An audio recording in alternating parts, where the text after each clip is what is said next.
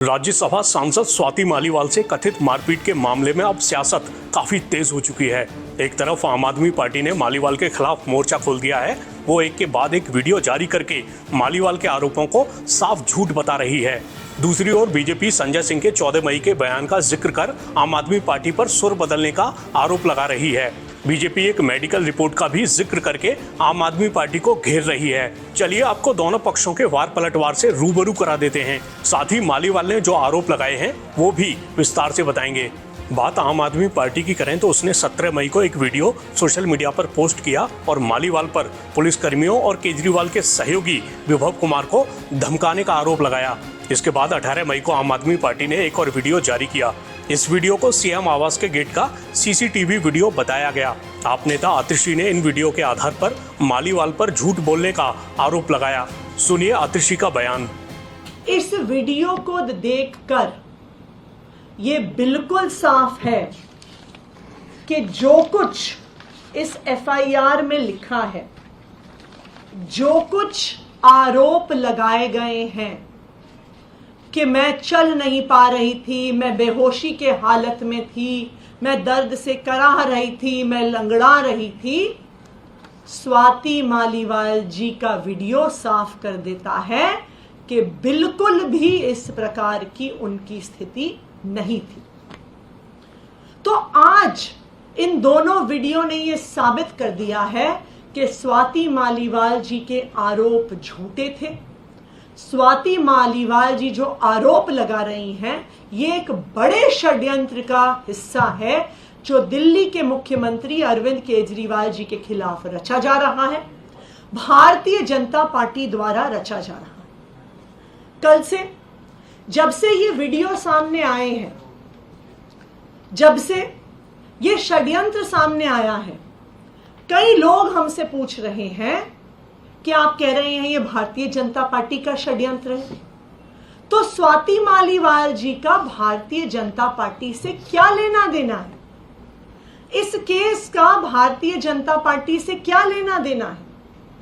तो आज मैं इस पूरे मामले का स्वाति मालीवाल जी का और भारतीय जनता पार्टी का क्या लेना देना है, इसके तार आपस में कैसे जुड़े हुए हैं, इस तार जुड़ने का क्या प्रमाण है, मैं आपके सामने रख रही हूं। नंबर 1, आप सब जानते हैं कि यह भारतीय जनता पार्टी का फॉर्मूला है, एक स्टैंडर्ड ऑपरेटिंग प्रोसीजर है कि वो विपक्ष के नेताओं पर ईडी के केस करते हैं, सीबीआई के केस करते हैं, पुलिस के केस करते हैं, इकोनॉमिक ऑफेंसेस विंग के केस करते हैं, एंटी करप्शन ब्यूरो के केस करते हैं और उस केस के आधार पर धमकियां देकर स्क्रू टाइट करके उन नेताओं को या तो ब्लैकमेल करते हैं या भारतीय जनता पार्टी में लेके आते हैं।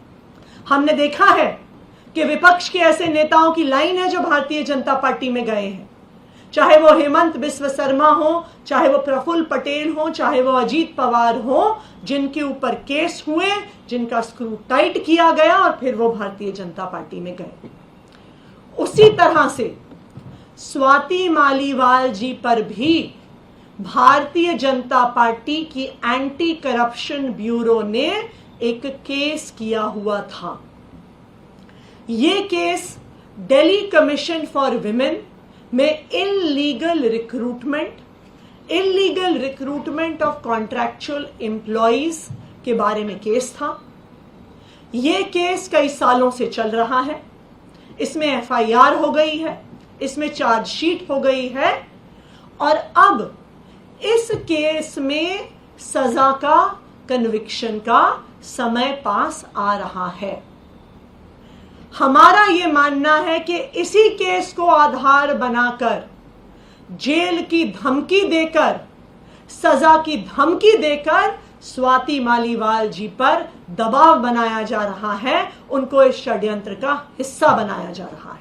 उधर बीजेपी नेता कपिल मिश्रा ने सोशल मीडिया पर कहा, जब किसी को चोट लगती है या सड़क पर कोई भी गिरता है तो उस वक्त तुरंत उठकर खड़ा हो जाता है। बाद में देर शाम अगले दिन तक चोट वाला हिस्सा अकड़ता है, चलने में मुश्किल होती है। स्वाति को केवल शरीर में चोट नहीं लगी, सम्मान पर भी लगी। ये कहना कि तब सीधे चल रही थी, बाद में कैसे चलने में मुश्किल, ये कुटिलता है। मेडिकल रिपोर्ट ने सब सच सामने ला दिया है। बीजेपी नेता शहजाद पूनावाला ने भी मेडिकल रिपोर्ट का जिक्र किया है। दरअसल कई मीडिया रिपोर्ट्स में कहा गया है कि मालीवाल की मेडिकल रिपोर्ट में चोट के निशान मिले हैं। सुनिए पूनावाला का बयान। हमने द्रौपदी के चीरहरण के बारे में तो सभी लोगों को ज्ञान होगा ही, परंतु आधुनिक काल में द्रौपदी के साथ न केवल चीरहरण होता है बल्कि उनके साथ चरित्रहरण भी किया जाता है।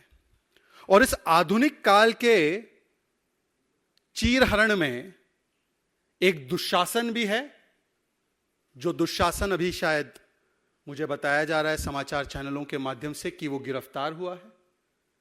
एक दुर्योधन भी है और वो भरी सभा में बैठे हुए और बाहर खड़े धृतराष्ट्र भी है, जो इस पूरे मामले को कई दिनों से इंटरनल मैटर कहकर किसी ना किसी तरीके से इस पर पर्दा डालने का भरसक प्रयास कर रहे थे। आपने देखा होगा 13 से 18 मई का घटनाक्रम जो हुआ है। 13 मई सुबह 9 बजे जब यह घटना घटती है, स्वाति मालीवाल एक राज्यसभा महिला सांसद के साथ आम आदमी पार्टी के मुखिया और मुख्यमंत्री के निवास पर 13 मई से आज 18 में आ चुका है। इसमें आप देखें कि क्या क्या फेजेस हुए। 7 फेज के इलेक्शन है, इनका 4 फेज का रिस्पॉन्स है। ये रिस्पॉन्स क्या है? पहले साइलेंस, 72 घंटों तक साइलेंस रखना है। फिर साइलेंस के बाद थोड़ा सा एक्सेप्टेंस, जो संजय सिंह ने किया था, थोड़ा सा एक्सेप्ट कर देना है कि हाँ ये हुआ तो था, विभव कुमार ने किया तो था, अभद्रता की तो थी। फिर साइलेंस और थोड़ा सा एक्सेप्टेंस के बाद ब्रेजन डिफेंस, जिस प्रकार से जो व्यक्ति अभी गिरफ्तार हुआ है, दुशासन मॉडर्न काल का विभव कुमार, वो दिखता है दुर्योधन के साथ, अर्थात अरविंद केजरीवाल के साथ लखनऊ एयरपोर्ट, सीएम के घर पर। मतलब कि जो थोड़ा सा एक्सेप्टेंस भी किया था, जिसमें कहा था हम सख्त कार्रवाई करेंगे, उसका कोई मतलब नहीं था। पूरा ब्रेजन डिफेंस किया जा रहा था इस व्यक्ति का, जिसने आधुनिक काल के चीरहरण को अंजाम दिया। और उस चीरहरण की सारी डिटेल्स आपने एफआईआर में भी देखी हैं। आप ही लोगों के चैनल्स में बताया गया है एफआईआर में क्या क्या सामने निकल कर आया है। 7-8 बार किसी को पीटना, मुंह पर मारना, छाती पर मारना, टी शर्ट उतारना, प्रयास करना इसका। एक महिला पीरियड से है तब भी उसके साथ इस प्रकार का बर्ताव करना। फिर आज आप ही के चैनल्स पे, क्योंकि आप तो जानते हो मैं आपसे ही निकला हूं बीच में से, मैं तो देखते रहता हूं, 24 घंटा आप चलाते हैं। आज आपने मेडिकल रिपोर्ट भी दिखाई है स्वाति मालीवाल की, उसमें 5 वुंड के बारे में भी बात की गई है, आप लोगों ने ही बताया है। Bruise over proximal left leg dorsal, bruise over right cheek, below right eye, ये सब अब मीडिया ने ही दिखाया है। 164 का भी बयान मजिस्ट्रेट के सामने दर्ज हुआ है। ये कोई हल्का फुल्का बयान नहीं होता। एक महिला अगर 164 का बयान दर्ज करवा रही है तो ये गंभीर विषय है। बीजेपी आप नेता संजय सिंह के उस बयान का भी जिक्र कर रही है, जिसमें उन्होंने कहा था कि विभव कुमार ने मालीवाल से अभद्रता और बदसलूकी की। कल एक बहुत ही निंदनीय घटना घटित हुई, जिसके बारे में आप सबको बताना चाहता हूं। कल सुबह अरविंद केजरीवाल जी के आवास पर स्वाति मालीवाल जी मिलने के लिए पहुंची थी, ड्राइंग रूम में इंतजार कर रही थी। इस बीच विभव कुमार जी वहां पे आते हैं और उन्होंने स्वाति मालीवाल जी के साथ बहुत बदतमीजी की, अभद्रता की। इस पूरे मामले की जानकारी 112 नंबर पे कॉल करके स्वाति मालीवाल जी ने पुलिस को दी। इस घटना की जितनी निंदा की जाए कम है। अरविंद केजरीवाल जी ने पूरी घटना को संज्ञान में लिया है और इस पूरे मामले में सख्त कार्रवाई करने को कहा है। जहां तक स्वाति मालीवाल जी का प्रश्न है, स्वाति मालीवाल जी ने देश के लिए, समाज के लिए बड़े काम किए हैं।